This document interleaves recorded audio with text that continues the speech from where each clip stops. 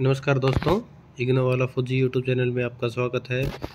आज हम बात करते हैं बीपीएससी 143 भारत में राज्य की राजनीति के चैप्टर 1 की भारत में राज्य राजनीति का विकास। इसमें हम देखेंगे कि हमारे 3 मोस्ट इम्पोर्टेंट क्वेश्चन है। मैंने इन क्वेश्चनों को हेल्प बुक की में से लिया है ताकि आपको समझने में आसानी हो और इनको देख के आप आसानी से क्वेश्चन में अपने आंसर दे सकें। आइए इनको समझते हैं ध्यान से। पहला क्वेश्चन है हमारा 1950 से 1960 के दशक में भारत में राज्य राजनीति के विषय में वर्णन कीजिए। कि जो हमारा एक दशक था 1950 से 1960 में, इसमें भारत में राज्यों की राजनीति के विषय में बताइए कि हमें राज्यों की क्या राजनीति का स्तर क्या था, राज्यों में क्या हो रहा था, क्या नहीं हो रहा था।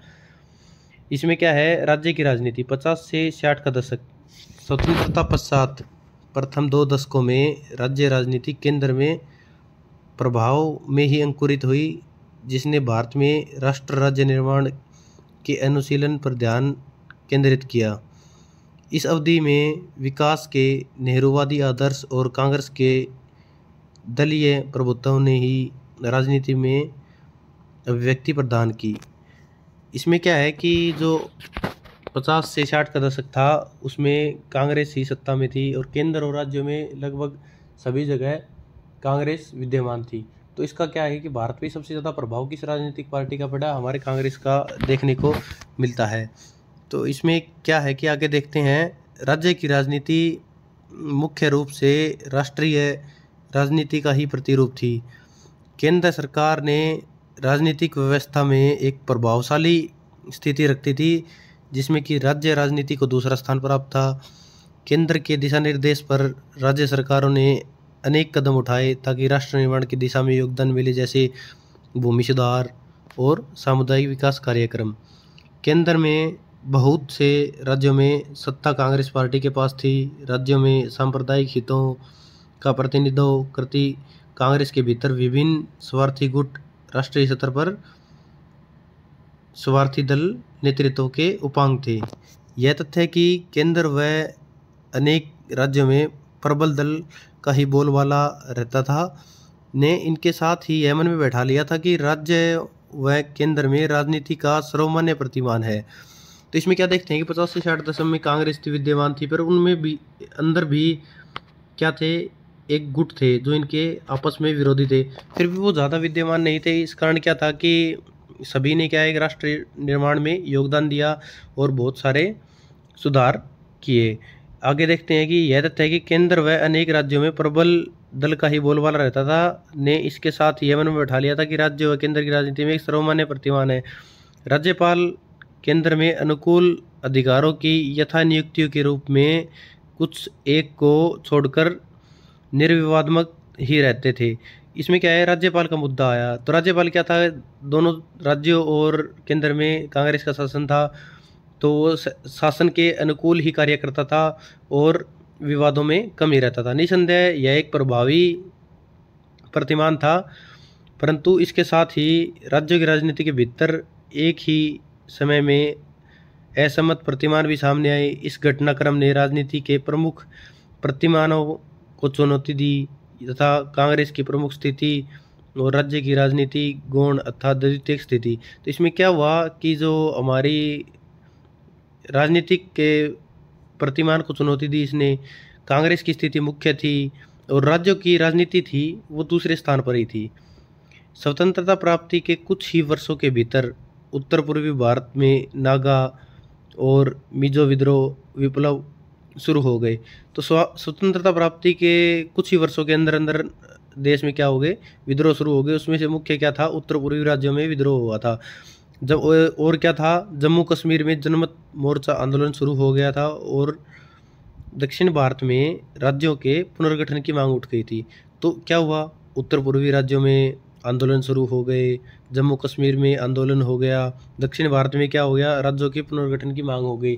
जो स्वतंत्रता के पश्चात राज्यों का निर्माण हुआ था, हमारे देश में 14 राज्य थे, उसके बाद क्या हुआ, दक्षिण भारत में सबसे पहले राज्यों के पुनर्गठन की मांग उठनी शुरू हो गई। तो ये क्या है कि देश पे राजनीति और आर्थिक सभी मुद्दों पे प्रभाव डालती है। आगे देखते हैं कि कांग्रेस से भिन्न वैचारिक धारणा रखने वाले दलों ने भी राज्य की राजनीति में इस दौरान महत्वपूर्ण भूमिका निभाई। कि कांग्रेस से भिन्न विचार धारणा रखते थे, उन्होंने भी क्या राज्य की राजनीति में महत्वपूर्ण भूमिका निभाई।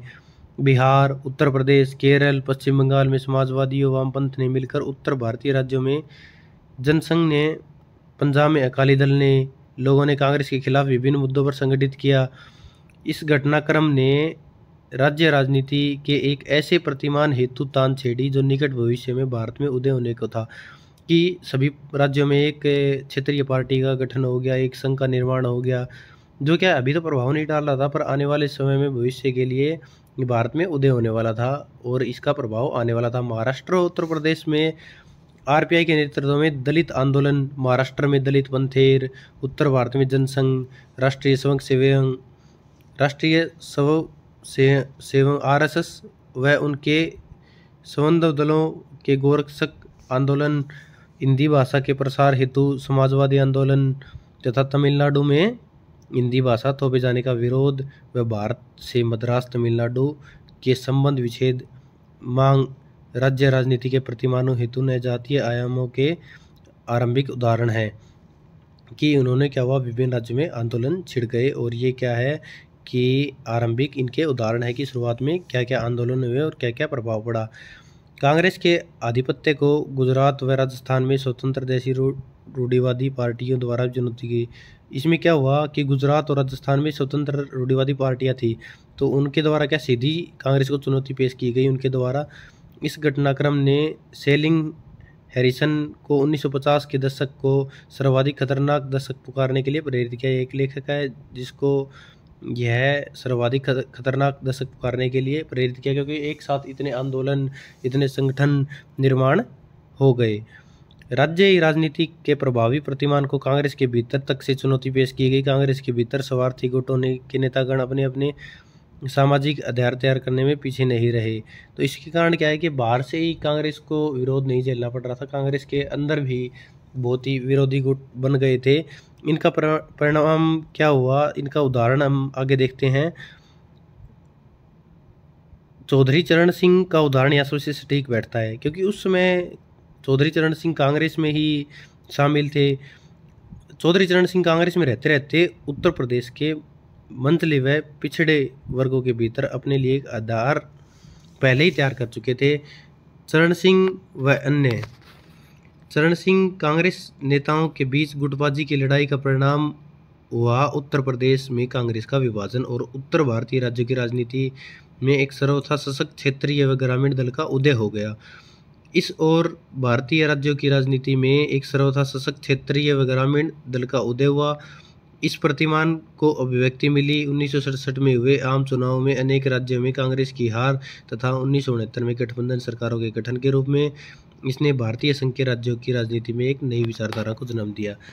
कि हमारे 1950 से 60 के दशक में बहुत सारे राजनीतिक बदलाव हुए। स्वतंत्रता के पश्चात ही आंदोलनों का शुरुआत हो गया, जिसके कारण कांग्रेस को बाहरी और आंतरिक विरोध झेलना पड़ा। इसके कारण क्या हुआ, 1967 के चुनाव में कांग्रेस की बहुत सारे क्षेत्रों में हार हुई और एक 1969 में गठबंधन सरकारों का गठन हुआ। अब दूसरे क्वेश्चन को देखते हैं। 1970 के दशक में क्षेत्रीय दलों का उदय एवं राज्य राजनीति का वर्णन कीजिए। तो अब क्या हुआ, 1950 से 60 दशक की बात कर लिया, अब आगे बात करते हैं 1960 से 70 के दशक में। क्षेत्रीय दलों का उदय तो हो ही चुका था, कांग्रेस का विरोध हो गया था, कांग्रेस की हार हो चुकी थी, गठबंधन की सरकार आ चुकी थी। तब और क्या राज्य की राजनीति में क्या परिवर्तन हुआ, आइए देखते हैं। 70 का दशक, 60 व 70 के दशक में राज्य राजनीति के प्रतिमानों में परिवर्तन जवाहरलाल नेहरू की मृत्यु के पश्चात हुए। तो यह बदलाव जवाहरलाल नेहरू की मृत्यु के पश्चात हुआ। कांग्रेस प्रणाली का पतन, इंदिरा गांधी का उदय, जिन्होंने कांग्रेस व शासन संस्थाओं को व्यक्तिगत बना लिया था। 60 के दशक व 70 के दशक के बीच राज्य राजनीति के सबसे महत्वपूर्ण अभिलक्षणों में एक रहा ग्रामीण धनाढ्य व कुलकों का उदय। इसमें भी क्या है, बहुत सारे बदलाव हुए। उन बदलावों में खासकर क्या रहा है, ग्रामीण धनाढ्य व कुलकों का उदय हो गया, खासकर उन क्षेत्रों में जहाँ हरित क्रांति देखेगी, जहाँ हरित क्रांति हुई। सर्वाधिक प्रासंगिक उदाहरण है उत्तर प्रदेश, हरियाणा व पंजाब में जाट। क्या क्या है, इन ये जाट बहुलक एरिया हैं।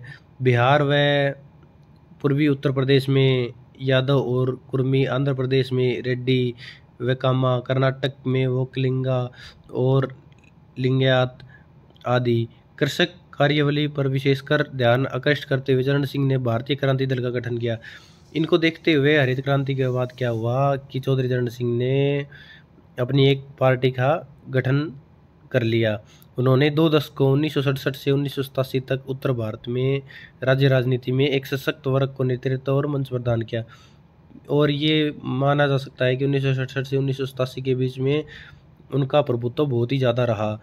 इस अवधि में बिहार व हरियाणा में राज्य स्तरीय नेताओं के साथ लेकर उत्तर भारत की राजनीति पर छाए रहे उत्तर प्रदेश के नक्शे कदम पर कृषि वर्गों के बीच प्रबल सामाजिक आधारों को लेकर बड़ी संख्या में राज्यों में सशक्त क्षेत्रीय नेताओं का उद्गम हुआ। इन नेताओं व पार्टियों ने क्षेत्रीय मुद्दों पर ध्यान आकृष्ट किया और केंद्र और राज्य संबंधों को सुधारने की मांग की। राज्यपाल, जो कि प्रभावी दल यथा कांग्रेस के अनुकूल माना जाता था, की भूमिका संदेह किया जाने लगा और केंद्र राज्य संबंधों में परिवर्तन की मांग उठी। यह घटनाक्रम आने वाले वर्षों में राज्य राजनीति में निर्णायक सिद्ध हुआ। तो इस दशक में क्या हुआ, चौधरी चरण सिंह ज़्यादा प्रभावी हुए। उन्होंने क्षेत्रीय दलों को साथ लेकर चले और उन्होंने क्या किया, केंद्र और राज्य संबंधों में परिवर्तन को लेकर मांगे उठाई और उनके लिए क्या एक मंच प्रदान कर दिया ताकि वो कांग्रेस का विरोध कर सकें और अपनी सत्ता स्थापित कर सकें। और ऐसा ही हुआ, उन्होंने कुछ वर्षों तक सत्ता में रहे और प्रधानमंत्री के रूप में सत्ता को संभाला। और हाल ही में चौधरी चरण सिंह को भारत रत्न से नवाजा गया है नरेंद्र मोदी की सरकार में। क्षेत्रीय नेताओं व राजनीतिक दलों के बीच समन्वय प्रक्रिया ध्यानाकर्षण बनी रही। इनमें से कुछ नेताओं ने राष्ट्रीय स्तर के नेताओं की अर्हता प्राप्त कर ली। इन नेताओं ने अपनी शक्ति क्षेत्रीय राजनीति से ही निष्कर्षित की और क्षेत्रीय राजनीतिक दलों का नेतृत्व का आपातकाल लागू किए जाने ने अनेक राज्य व राष्ट्रीय नेताओं व दलों को अवसर प्रदान किया कि प्रभुत्व वाली कांग्रेस के खिलाफ एक साथ खड़े हों। जनता पार्टी के नेतृत्व वाली सरकारों ने केंद्र व राज्यों दोनों कुछ कदम उठाए जिनमें राज्य राजनीति की गूंज सुनाई दी। मंडल आयोग की नियुक्ति, बिहार और उत्तर प्रदेश के पिछड़े वर्गों के लिए आरक्षण लागू किए जाने के नए रुझान पैदा किए, जो कि राज्यों के साथ साथ राष्ट्रीय राजनीति के लिए महत्वपूर्ण थे। ये क्या हुआ कि एक जो नेता थे ना क्षेत्रीय, वो क्या थे, आपातकाल के बाद क्या है, अपने आप को क्षेत्रीय पार्टियों से उठाकर राष्ट्रीय पार्टी या राष्ट्रीय लेवल के नेता बन गए। और उन्होंने क्या है कि आपातकाल के बाद अपने आप को एक सशक्त कांग्रेस के विरुद्ध मान लिया और उनके खिलाफ मुद्दे उठाए। राज्य स्तरीय नेताओं व राजनीतिक दलों ने न सिर्फ इंदिरा गांधी के प्रतीक वाली कांग्रेस के नेतृत्व व संगठन को चुनौती दी, बल्कि केंद्र राज्य संबंधों में राज्य के लिए एक अधिक युक्तियुक्त स्थिति भी प्राप्त करने का प्रयास किया। 60 के दशकांत से 80 के दशकांत तक केंद्र राज्य संबंधों को सुधारने के लिए विपक्षी दलों की नेताओं की बैठकें, राजमन्नार आयोग की नियुक्ति हुई। पश्चिम बंगाल में वाम मोर्चा का संकल्प था। 1983 में फिर से सरकारी आयोग की नियुक्ति की गई। आदि क्षेत्रीय राजनीतिक ताकतों के बढ़ते महत्व के सबसे महत्वपूर्ण उदाहरण रहे। 70 के दशक में कांग्रेस के नेतृत्व व इंदिरा गांधी को जेपी आंदोलन व गुजरात आंदोलन द्वारा चुनौती पेश की गई। क्षेत्रीय ताकतों जेपी आंदोलन तथा इंदिरा गांधी के विरुद्ध इलाहाबाद उच्च न्यायालय के अभिनिर्णय संबंधी चुनौती को झेल पाने में असक्षम केंद्र ने 20 महीने 1975 से 77 के लिए देश को आपातकाल लागू कर दिया। इंदिरा गांधी ने क्या है, बहुत सारी समस्याओं का सामना किया, बहुत सारे आंदोलन हुए। इनमें से प्रमुख था जेपी आंदोलन, गुजरात आंदोलन।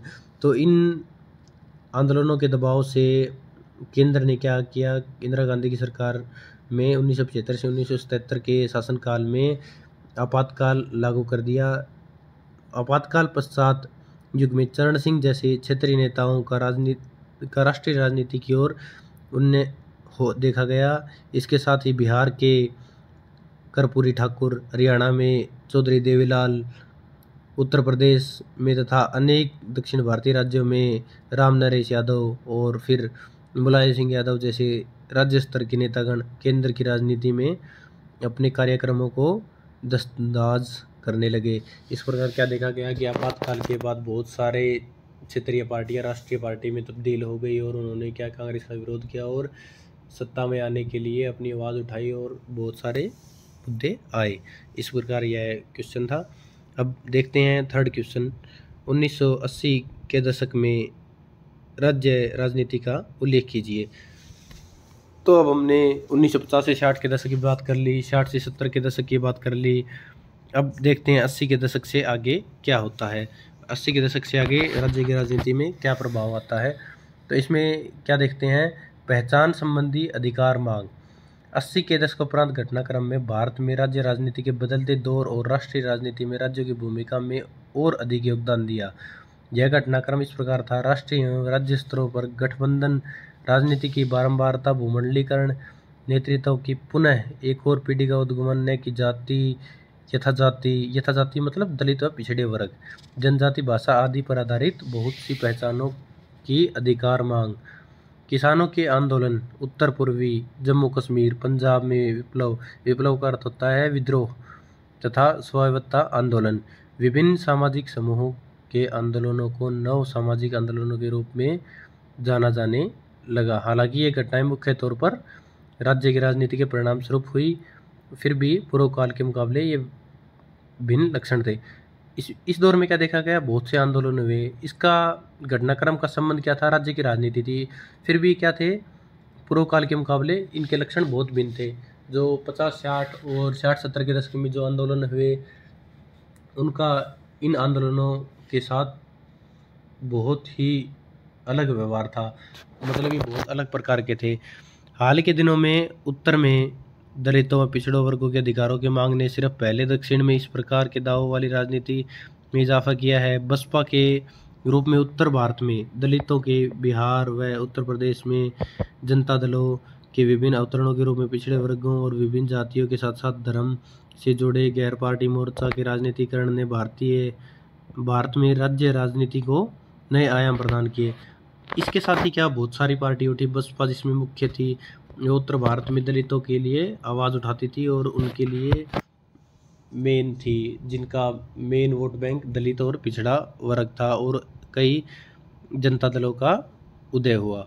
इस अवधि में उत्तर प्रदेश व पंजाब में भारतीय किसान यूनियन, महाराष्ट्र में शेतकारी संगठन, गुजरात में खेत युद्ध समाज तथा कर्नाटक राज्य रैयत संघ के रूप में धनाढ्य किसानों का उद्गम देखा गया। इसी युग में क्या देखा गया, इस दशक में क्या देखा गया, किसानों का उद्गम बहुत ज़्यादा हो गया। बहुत सारे संगठनों का निर्माण हुआ और यह एक क्षेत्र या मतलब उत्तर भारत में नहीं बल्कि अपितु पूरे भारत में इसका प्रभाव देखा गया। इन समूहों ने पहले 70 के दशक में भी अवतार लिया, जब उन्होंने उत्तर भारत के साथ दक्षिण में भी कुलकों के रूप में संबोधित किया गया, परंतु 70 के दशक के और 80 के दशक के रुझानों में अंतर था।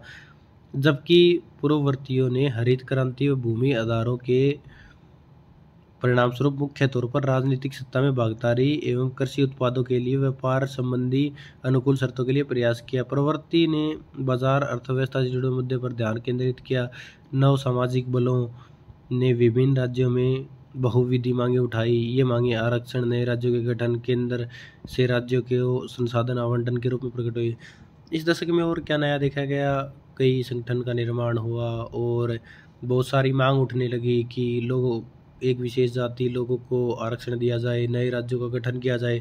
वो गठन भाषा के आधार पर हो या किसी जाति धर्म के आधार पर हो, या केंद्र से राज्यों का संसाधन का आवंटन के रूप में केंद्र से राज्यों को कितना धन आवंटित किया जाए, कितना ऋण दिया जाए, कितना पैसा दिया जाए, इन मुद्दों पर बहस होने लगी। दूसरा मुद्दा क्या है, भूमंडलीकरण का प्रभाव। इस दशक में सबसे ज़्यादा प्रभाव पड़ा भूमंडलीकरण का। 20वीं सदी का अंतिम दशक समाप्त होते होते राज्य राजनीति ने एक नया मोड़ ले लिया। एक और भूमंडलीकरण ने केंद्र की स्थिति को कमज़ोर कर दिया, दूसरी ओर राज्य को इस योग्य बना दिया कि राष्ट्रीय के साथ साथ राज्य राजनीति में भी स्वतंत्र खिलाड़ी बने। विदेशी सीधा निवेश ने सभी राज्य पर एक समान प्रभाव नहीं डाला। कुछ राज्य तो इससे लाभान्वित हुए जबकि अन्य पिछड़ गए।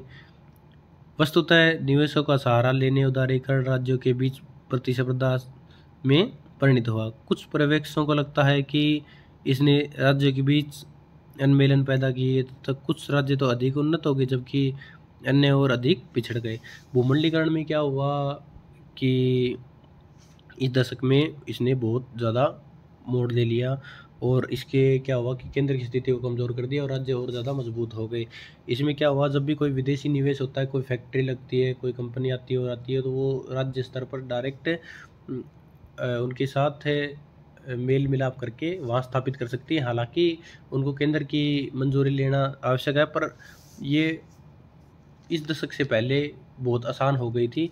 इससे क्या हुआ कि कई राज्यों की स्थिति, जैसे उनमें पानी की पर्याप्त आपूर्ति तथा खनिज पदार्थ, कच्चा माल आवश्यक होने के कारण उनमें क्या है, ज़्यादा निवेश हुआ तथा कुछ राज्यों में कम निवेश हुआ। उसके कारण क्या हुआ कि कुछ राज्य तो अधिक उन्नत हो गए तथा कुछ राज्य अधिक पिछड़ गए। तो इसमें क्या हुआ, राज्यों के बीच में बराबर बंटवारा नहीं हुआ और उनके बीच में अलग अलग मांगे उठने लगी। लॉरेंस हेज की पुस्तक फेडरलिज्म विदाउट ए सेंटर दर्शाती है कि भूमंडलीकरण ने भारत में राज्यों को इस योग्य बना दिया कि वे अपने कार्यसूची का अनुसरण करने के लिए स्वतंत्र सत्ता के रूप में काम कर सके। वे अब अंतर्राष्ट्रीय दानताओं से सीधे सौदेबाजी कर सकते थे और विभिन्न एजेंसियों के साथ समझौते कर सकते थे। अवश्य यह काम केंद्र सरकार की सहमति और स्वीकृति के साथ ही करना होता था। ऐसा पूर्व भूमंडलीकरण दौर में संभव नहीं था। भूमंडलीकरण अंतर सरकारी संस्थानों के अप्रदन में भी परिणित हुआ। सेज का दावा है कि अंतर सरकारी सहयोग ने ही अंतर आधिकारिक प्रतिस्पर्धा की राह दिखाई है। इससे भूमंडलीकरण से क्या हुआ कि राज्यों को इस योग्य बना दिया कि वो अपने आप का विकास कर सकें, क्योंकि इसकी सहायता से कर आएगा, कर की सहायता से लोगों का विकास और सार्वजनिक काम वो कर सकते हैं। भूमंडलीकरण के दौर में दलीय प्रणाली में बदलाव देखा गया। भूमंडलीकरण के दौर में दलीय प्रणाली है, इसमें बदलाव देखा। अधिकांश राज्यों में 2 या 2 से अधिक पार्टियां मुख्य दल के रूप में, मतलब मेन क्षेत्रीय पार्टियों में क्या थी, एकांत थी। पर इसके भूमंडलीकरण के बाद क्या देखा गया, 2 या 2 से अधिक पार्टियां मुख्य रूप से उभरी हैं। यहाँ पश्चिम बंगाल ही अपवाद सिद्ध हुआ, जहाँ एक ही दल बना रहा, प्रभावी दल बना रहा है। यहाँ भी वह वाम मोर्चों के रूप में अन्य समान विचारधारा दलों के साथ मिलकर ही सत्ता संभालने में सफल हुआ। राज्य स्तरीय पार्टियां विशिष्ट क्षेत्रों, धर्म, एक जाति की ओर अभिविन्यस्त होती हैं। इन पार्टियों का क्या होता है कि ये एक विशिष्ट जाति, धर्म की पार्टी होती हैं और उनका प्रभुत्व उसमें ज़्यादा होता है तथा उन्हीं धर्म जाति का विशेष ध्यान रखते हैं। राज्य स्तरीय पार्टियां विशिष्ट क्षेत्रों, धर्म एवं जाति की ओर अभिविन्यस्त होती है। ये पार्टियां पूर्व व उपरांत चुनावी गठबंधनों, मोर्चों, सरकारों में साझेदारों के माध्यम से अपने प्रभाव का प्रयोग करने में सक्षम होती है। इस संबंध में सबसे ध्यानाकर्षण उदाहरण उत्तर प्रदेश, पंजाब, मध्य प्रदेश में आधार रखने वाली बहुजन समाज पार्टी, उत्तर भारतीय राज्यों में समाजवादी पार्टी, भारतीय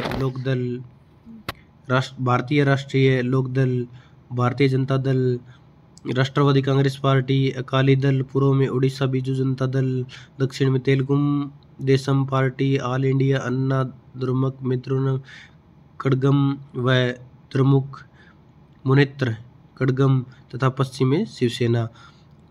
इसमें क्या है कि ये सभी क्षेत्रीय पार्टियां हैं, इनको दर्शाया गया है कि ये अपने अपने क्षेत्र में प्रभावी हैं। उत्तर पूर्व भारत में क्षेत्रीय राजनीतिक दल अधिकता में है। राजनीतिक दलों की भूमिका आमतौर पर चुनावी संगठन पर केंद्रित रहती है, परंतु दलित व अन्य पिछड़े वर्गों जैसे नव सामाजिक बलों के उद्गम ने राज्य में गैर चुनावी संगठन में भी इजाफा किया है। प्रवृत्ति हालांकि चुनाव लामबंदी से भी जुड़ जाया करता है। राजनीतिक एवं सामाजिक शक्तियों की बढ़ती संख्या के कारण कोई भी एक शक्ति राज्य राजनीतिक पर हावी होने की स्थिति में नहीं है।